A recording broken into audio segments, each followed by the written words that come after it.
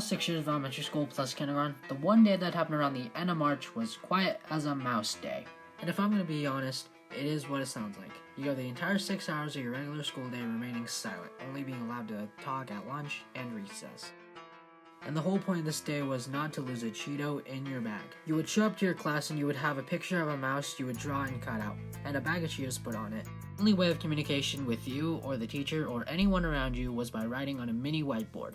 When it was my first time doing this, it was also the first time I ever heard of Cheetos.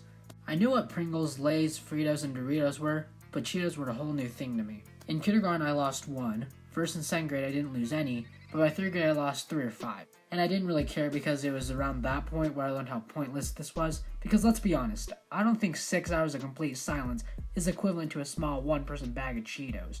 And from 4th to 6th grade I didn't lose any, but I didn't really like Cheetos anyway, so I would end up giving them to some random person. But aside from my dislike on Cheetos, I did read a cool story about how Flamin' Hot Cheetos were created. So if you want to be educated, type in "How were Flamin' Hot Cheetos discovered" and see what pops up. It's a really cool story. I suggest you go and read it for yourself.